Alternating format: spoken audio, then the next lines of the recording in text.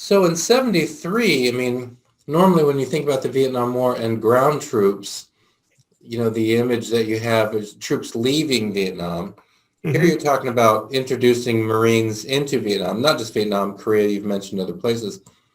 When you're bringing Marines into South Vietnam in 73, is that primarily training or were they actually going into combat operations and stuff? I think they were just as a precaution. I don't know if they were actually fighting, Okay, yeah. but I think it was like maybe a backup or just as a precaution to secure the infrastructure so that they could extract more Marines. I hear you. I hear you. So you said 73 and 74. So the last combat troops are out of Vietnam in 73. But, the process goes on in South Vietnam. We'll get to 75 in a bit here, but did you notice any differences in the operations you did? Here we're focusing on, the coast of South Vietnam. Do you remember any differences between how things looked, how things felt between 73 when we still had some troops in, 74 when all the combat troops are out? Were there any differences that you remember in those 2 years? Well, I, from an outside source, I don't know, but because uh, we would actually bunk up with the Marines on the ships, like because we were a detached unit. You could see that the Marines were uh, they were starting to be a little bit more relaxed in their, you could see they were how do you say, let their guard down a little bit, instead of being so rigid and, well, as we would say it, uptight. Sure, yeah. And Yeah. this is something you noticed more in 1974? In 74, yeah. 73, still kind of, at least from what we could see. This sort of a Uh, tension that you could feel. and that would be the same thing when we would pick them up at Mal Camp too. So, because we would go in sometimes to Lower Mal and do some amphibious operations there. So Yeah. they were in 74, they were more relaxed. Let's come to 75. So April 1975, Saigon falls in on April 30, 1975. You've got prior operation in Cambodia, getting U.S. personnel out of Cambodia plus some Cambodians, much greater operation in South Vietnam. And I think you were involved in these operations, or you were on the scene in April 1975, really when the Vietnam War, comes to an end and South Vietnam ceases to exist as an independent country. Just to get into this, what are the first things you remember? If you see the famous photo of, people, scrambling to that roof in Saigon to get to that helicopter, when you see those images from April 1975, recall that you were in that theater at the time. What are the first things that come to mind? Those photos don't mean anything to me other than we would take on some of the helicopters and stuff from that scene, but we really, I other than bouncing around doing a lot of things at the same time. I mean, it was a very short period of time and very, very intense. Yeah.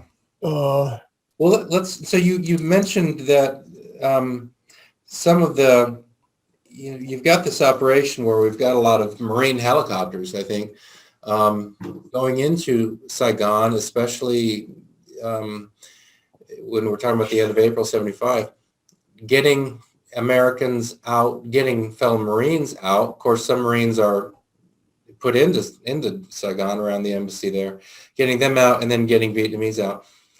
The ship you were on, did any of these helicopters that are part of this operation of getting people out of Saigon, did any of those land on your ship? yeah. What, I don't know if it was, I don't think it was a U.S. aircraft, though. I'm pretty sure it was Vietnamese aircraft. And we had several, and we would strip the electronics out of them and push them over the side. Right. So here, I mean, so we mentioned the photos from Saigon 75, but other famous images of April 75 are the helos being pushed over the side. So let's talk about these helicopters. What you're referring to is there are a lot of South Vietnamese helicopter pilots who get in their own helos and then just fly out to American ships and land on these. And some of them had their families with them as well. Yeah. So in your mind's eye, I mean, do you have that? Can you bring that film up in your mind's eye of this helo coming from nowhere and just landing on your ship? Yeah. Well, so that's exactly how it happened. Yeah. So describe that to us. What's going on? Well, I as a ship's rider, we don't really know what's going on up in the pilot house. So there obviously some communications going on, but from the bird's eye view of someone on deck like us, we're just looking at it going, okay, what are we in for now? And this was in the very beginning of the operation. So yeah, so we know that, just from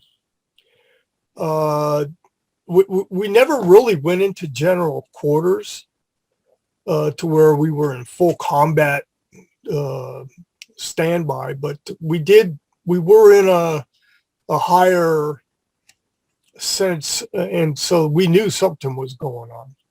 Yeah. And then once the helos started coming in, I mean, and obviously some U.S. helos, but there were some Vietnamese helos as well. So yeah. So what? I mean, you saw some of these helos land on your ship then, mm-hmm. And you're looking in the helos, and what are you seeing when these helos open up? What sort of things do you see? The pilot would get off. Some of them, one guy got off. Another one came in, and he had his family with him. That's the one I think we pushed over the side. But obviously, they wanted to get rid of whatever helos we had on deck that didn't belong to us, so that we would make room for more. Yeah, and so that's the basic reason these helos are being pushed over the side, right? It's exactly. It's not a panic thing. It's just a practical thing because we don't know how many more we're going to get. Yeah, yeah. When the Vietnamese pilots and in some cases their families and others are getting off these helos, who meets them? What's the interaction? I mean, are they being searched? What happens? Yeah, well, the regular crew, the flight deck officers and the flight deck crew would be the ones greeting them. Yeah. And it wasn't, essentially when they're first getting off the helo, they're not being searched, but, they'd have a staging area, which us as beach masters really didn't have anything to do with. But they were being searched. Yeah. It wasn't anything that was not being controlled. I mean, certainly it was being controlled. Yeah. I could probably interact a little bit more when we actually had boat people coming on, because we as beach masters were involved in that. So yeah, and we'll talk about that. How many and what ship were you on? It was the Fort Fisher? That was now this is the second time. Okay. The second time I was on the USS Dubuque. USS Dubuque. Yeah, that's LPD-8. How many helos landed, if you don't have a specific number, just guessing, how many Vietnamese helos just sort of came out of nowhere and landed on the Dubuque that you can recall? I'm thinking maybe five for us. Yeah, yeah. It could have been more. And when you're witnessing this, are you on the flight deck or where? No, we're just bystanders for anything to do with the flight deck. But if you were ever on an LP, this was LPD, there's areas where you can stand and you're still out of harm's way during flight quarters. So, Yeah. so you could watch from the sidelines. You could see, yeah. How would you describe, the body language, the facial expressions? I know it's a long time ago, but to the extent that you can remember, how would you describe, the body language, the facial expressions of the Vietnamese who get out of those helos and are now aboard this U.S. ship?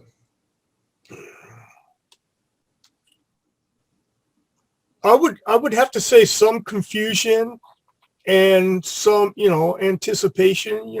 Certainly they didn't know what they were up against. All they knew were, they were out of what immediate harm's way, or they, like we got out of there, Yeah. But confusion, not knowing what to expect. Yeah. Do you know what was going on?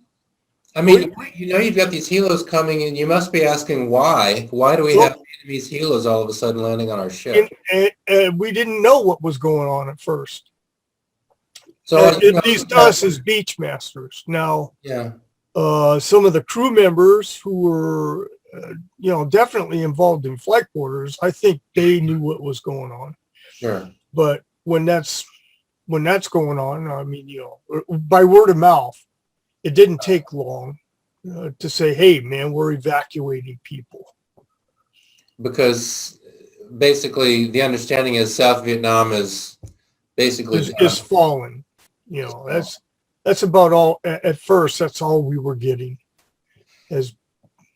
So the way you put that, South Vietnam is fallen. Obviously, one of the major events of the 20th century. I mean, one of these historically huge events. Certainly, at that time, did it go through your mind that you were? I've heard people say that when you serve in the military, that most people read about history. If you serve in the military, you participate in it. Certainly, that's the case for you. Do you remember that going through your mind at the time? Like, I mean, wow, this is a really big deal, or were you just kind of caught up in the moment and just in the moment? Yeah. You don't think Yeah. You don't think that when you're doing it that you're participating in history. I mean, certainly the Vietnam War had been going on since the early 60s. And so you're just part of whatever, whatever stage in history that we were involved in. I mean, but we're not thinking of it that way. We're just thinking, hey, we're doing what's necessary. Sure. At that time. So we got helos coming in. Now, when we were able to interact with some of the people, with very, there were some communications going on between the people. They were, certainly being, segregated from crew members, but it wasn't like we couldn't go in and talk to them. So, I don't know about, creating a sense of history, but certainly it gave us more insight as to their perspective. Okay, they're finally, okay, their country is fallen. They're getting away from the actual the coup attempt. I guess that's what the coup. I mean, the North Vietnamese came in, but yeah. So, And you remember hearing some of that interaction, some of these South Vietnamese who'd flown onto your ship interacting with others? When we brought on the boat people, we actually got to talk to some of the people. So Wow. And that wasn't but a few days later. Like I say, we jumped around. I mean, we had the helos coming in, and then we picked up boat people as well, and then we shot off to Phu Quoc down in Cambodia, and interreacted there as well. So Let's shift to the boat people. Before we do that, what happened? Do you know what happened to these folks who flew in on their helos? We know their helos went over the side. What about them? Did they stay on your ship until it got to the Philippines or some other place, or what happened to them? well, in fact, yeah, they stayed on board for a couple of days, and then we didn't go to the Philippines until after we picked up a lot of boat people. And then once we picked up boat people, we went to Subic, and they went to a camp on Grandy Island. They had a tent city already established on Grandy Island. Yeah.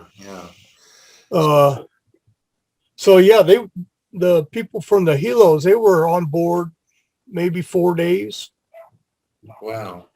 And then we also, like, immediately from the helos, we took on boat people. And I'm pretty sure that wasn't too far from where we took on the helos. I mean, Yeah. I don't know how far. So phase one, here come the helos, and then those, these refugees, these folks fleeing their country is going down.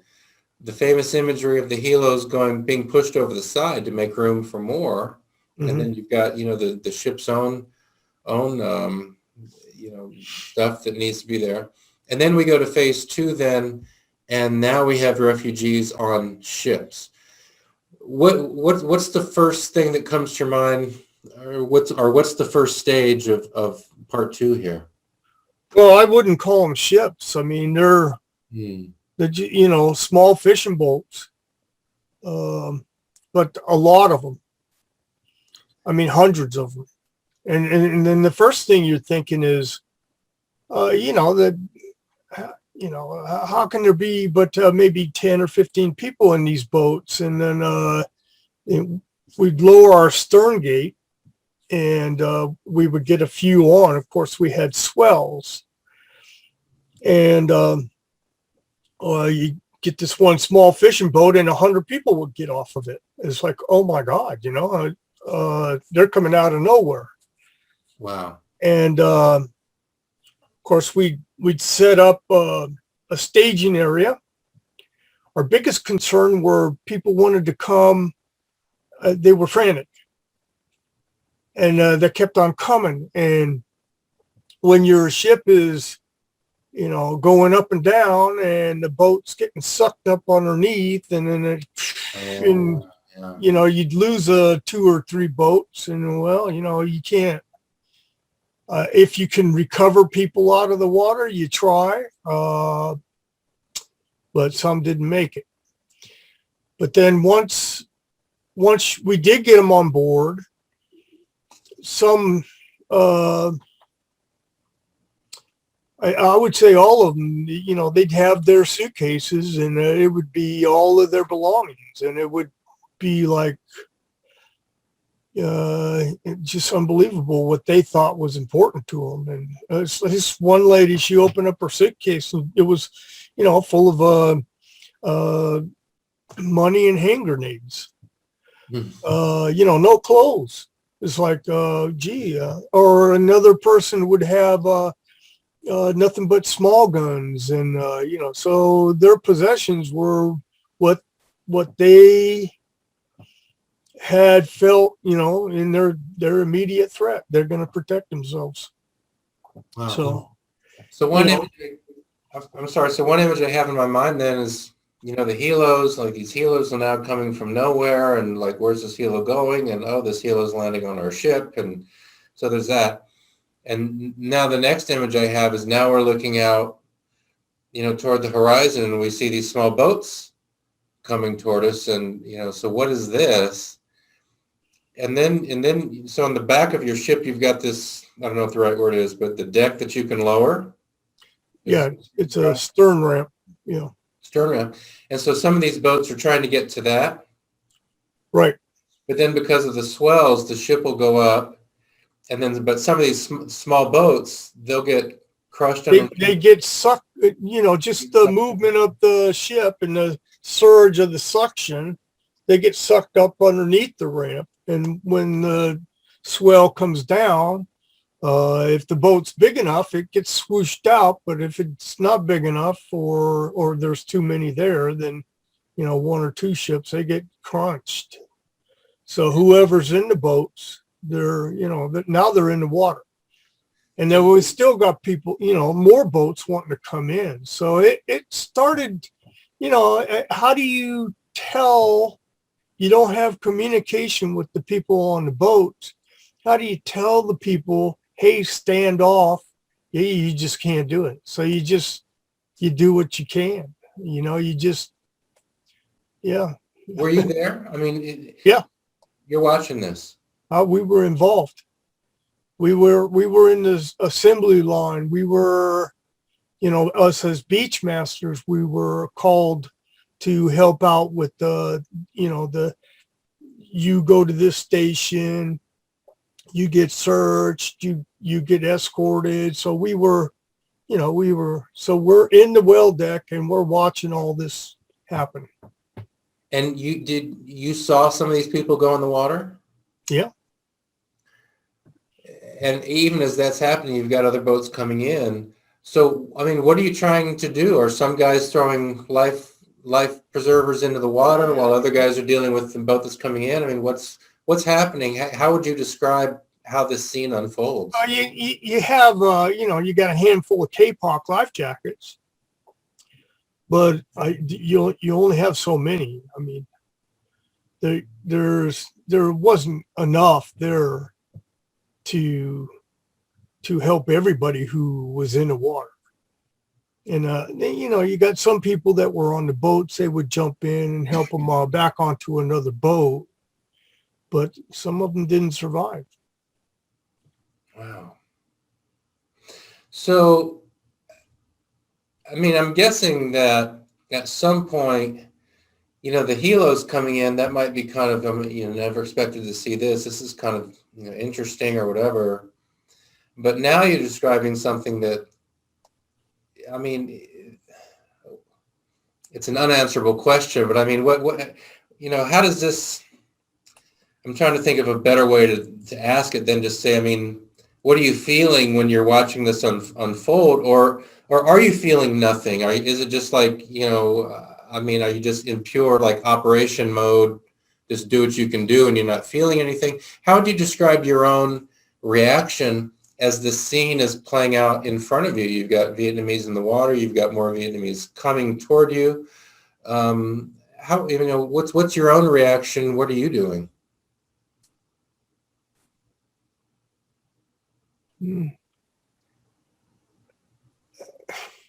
Yeah, I mean, I'm not going to say it's an unanswerable question.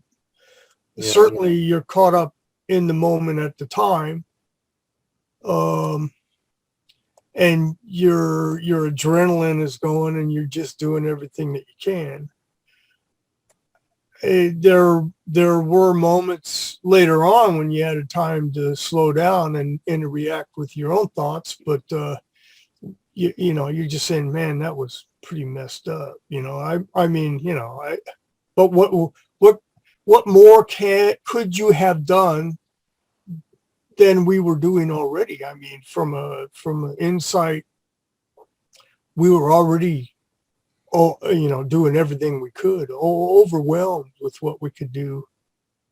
And so, we felt good about getting the people that we could get on board. And by then, now we're understanding, hey, these are refugees, Yeah.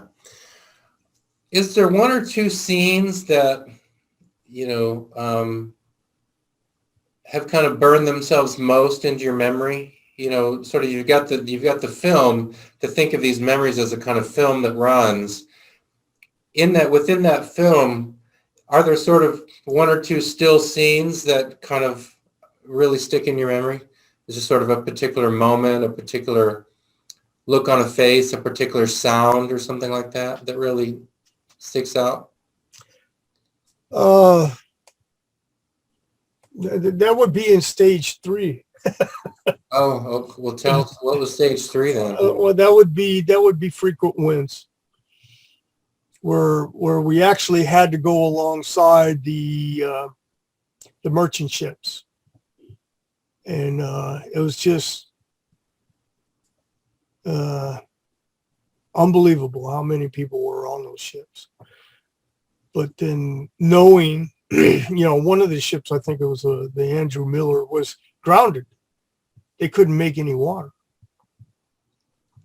And I keep on hearing, 1,000 people. They had close to 14,000 people on those boats, hanging over the sides, motorcycles hanging, just everything hanging over the sides, but people everywhere. Are these your photos? These are my photos.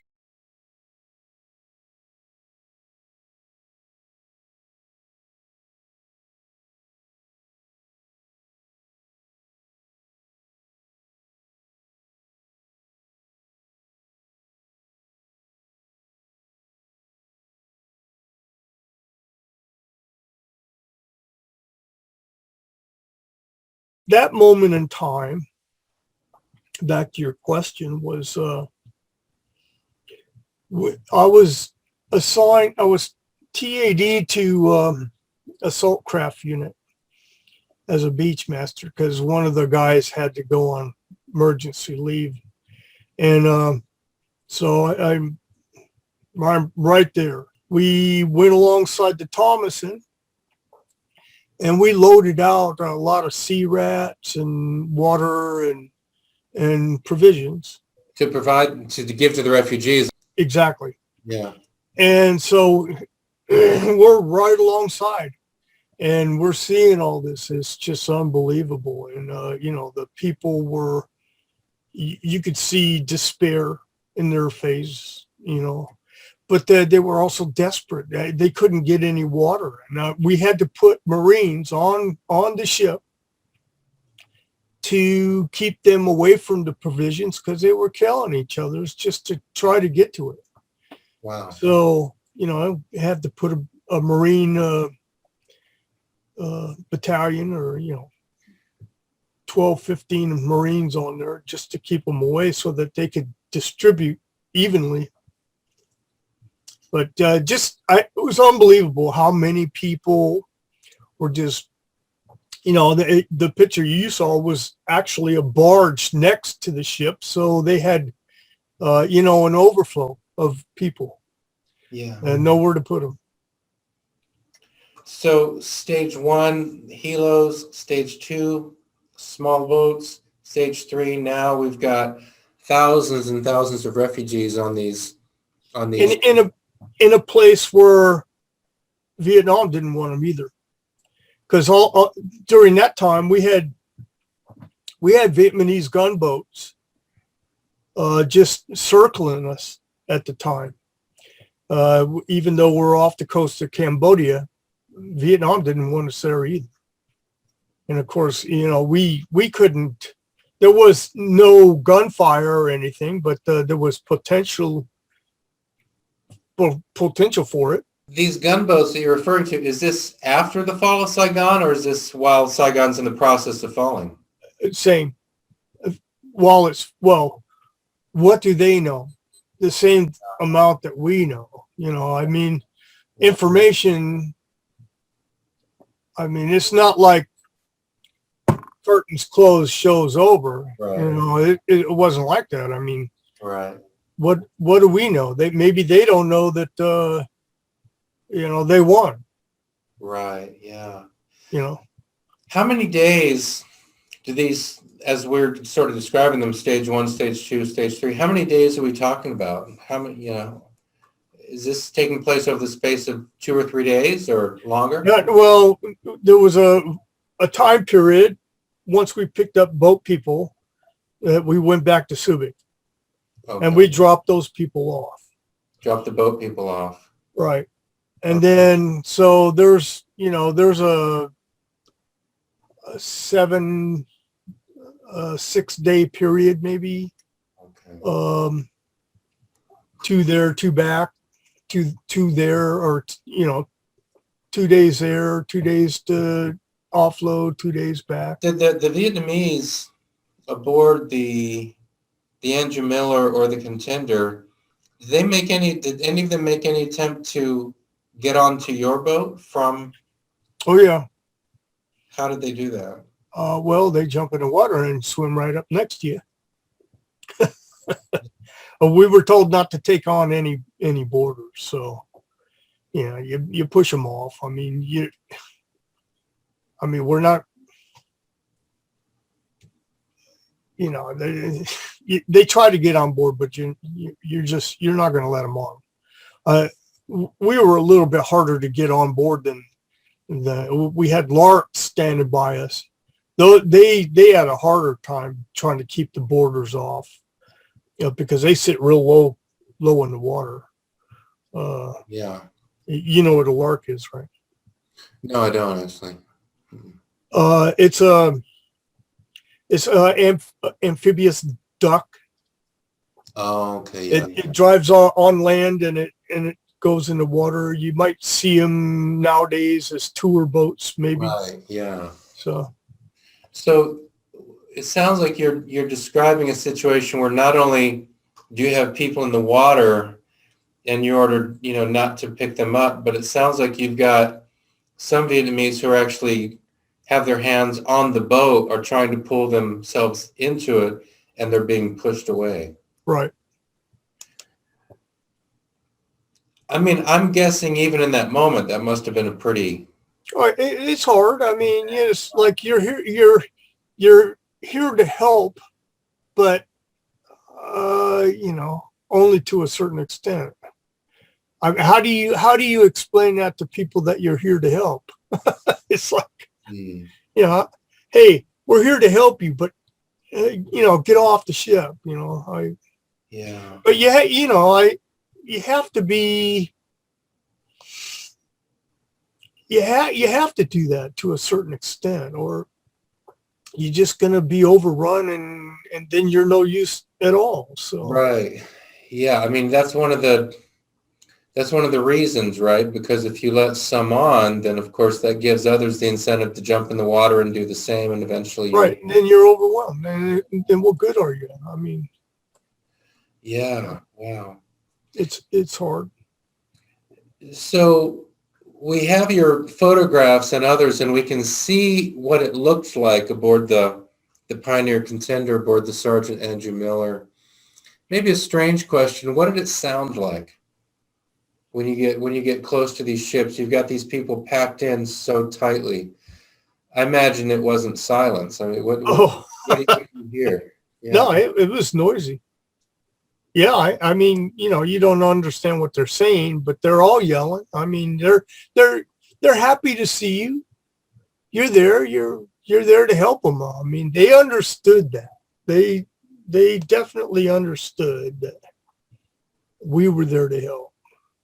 But it was noisy. Just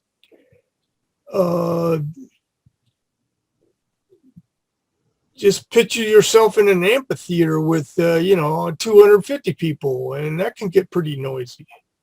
Yeah. So now you're on next to a ship that has 14,000 people. Jeez. It's Yeah. So did any of those folks so none of those folks ended up getting onto your ship, the Dubuque? No. None of those folks. Yeah. No, in fact, I think I don't exactly know what happened to those people. The flagship that was in charge of that was the USS Blue Ridge. Whether they got them ungrounded and let them sail away, or who I don't know. I never heard what happened. What happened after that? Yeah. That is a little bit strange, isn't it? Yeah. Do you remember, so where did you go after that? Did you go back to Subic or to Guam, or where did you go after that? Well, no, actually, we went back to Subic, and our cruise was almost over. I'm trying to think. We were actually asked to. There was a ship that came into Subic. It was a merchant ship, and it anchored, but the harbor control couldn't get a hold of anybody, and then it'd been a few days, and there was no interaction with the ship. So they asked a unit, our unit, to take one of the Larks and go over there and see what was going on. And there were, a lot of people were sick, dysentery. Some were dead. These Vietnamese? They were Vietnamese, yeah. Yeah. So that's all we were asked to do is just confirm. And then of course we got quarantined for that. So, wow. But that was pretty much the end of our cruise. Well, we were on an extended deployment already. Our deployment was 13 months. So, wow. And normally deployment would be, 6-7 months at a time. So from Subic then back to San Diego? Correct. So again, I know it's a long time ago, but I'm imagining once you're in transit from Subic to San Diego, so now no more helos, no more boats coming your way, no more merchant ships full of refugees. Is that when it kind of began to sink in a big way that you just participated in something? I don't know how to finish the sentence really. I don't know. It sank in that we were involved in a large part of, what was going on in Vietnam.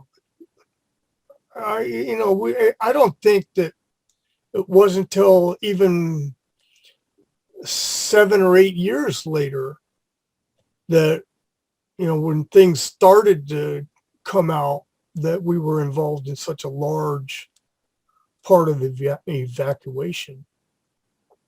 Yeah. But